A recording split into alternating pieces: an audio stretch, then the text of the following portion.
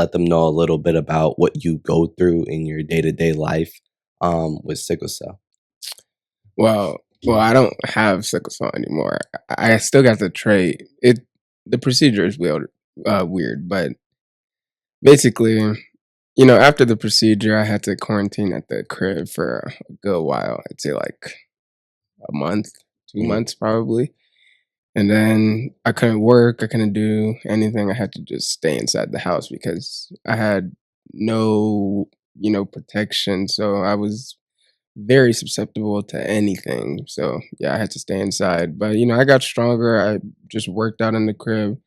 I ate a lot, gained my weight back that I lost because I lost like 40, 50 pounds Yeah, during that stuff because it, that's it was insane. bad. It was bad. But it's been decent. I've been back.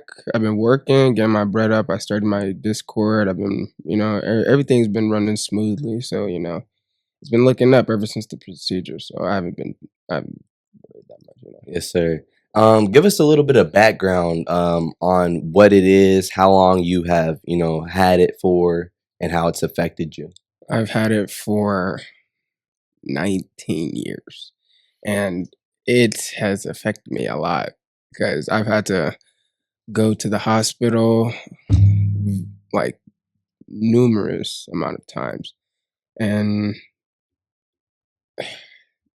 sickle cell, if you know what sickle cell is, you get pain in different spots of your body. It's either your back, your arms, your legs, your head. It could be anywhere.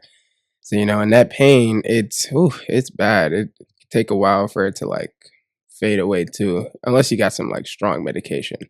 But I was in and out the hospital, especially during the young years, like 12 to like 16. After like age 15 and 16, I stopped going to the hospital so much because I was doing a lot better, taking my meds and everything. But I had to take a lot of meds to like say like 12 pills a day, and after the procedure, I used to take like 16 pills every single day, like 5 in the morning, 4 in the afternoon, 4 in the evening, and 5 at night again. It was crazy.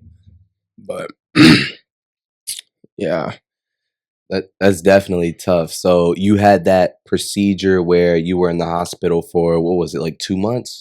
yeah. It was a little longer. No, it was 2 months. Two It was two months. months. Okay, yeah, you were in the hospital for 2 months, and so after that procedure, the conclusion was you don't have it anymore, or No, I still have the trait. It's mm, I.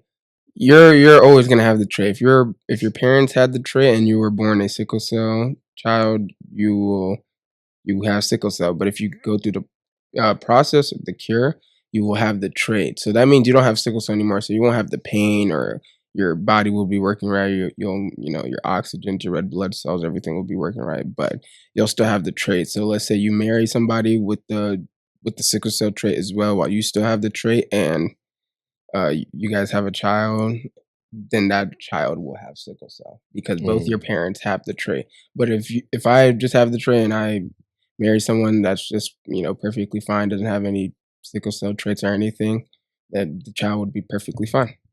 oh, okay. So does it take two parents to have it, Yeah, or it oh, it takes takes two people. both? So Yeah, even if one has it and one don't, is there's no chance that the kid will have it, or is there no, still?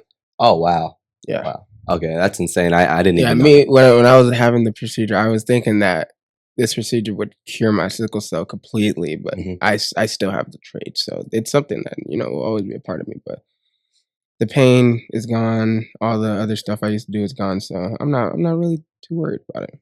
Nah, but that's still insane how you went through 19 years of your life with this, and you got a Yeah. miracle procedure that pretty much took the symptoms away. Not the root, but the symptoms. Yeah. And so I want to talk about that time in the hospital because you spent 2 months in the hospital. You had to unenroll from for school for that. And I know getting in there, it was tough.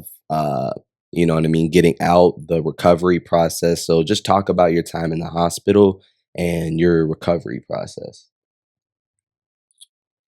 Well, I was on the game a lot because there was nothing I could do while I was just Mhm. staying in the crib. But I was on the game a lot. Um, couldn't really have anybody over. I really have to thank my girlfriend because she really helped me. She kept visiting me every single weekend, even when I got back at the house because she was the main person that used to visit me. So she was the only person I wasn't worried about. But even when I was quarantined, she would, make some plans together and just come and visit me. We'd watch movies. It was just, just a chill time, just a time for me to like relax, settle down, get all my thoughts back, get my strength back and everything. I had time to start my Discord as I said before. Um, and that's been flourishing really good. But other than that, I've been working too. I've been trying to work, get my bread back up because I'm gonna move moving down here. So obviously I gotta pay rent and everything, and my car note and everything. So I've just been working on my own things, and just trying to better myself. So yeah, that's been it basically. Well, where did you make that switch in your head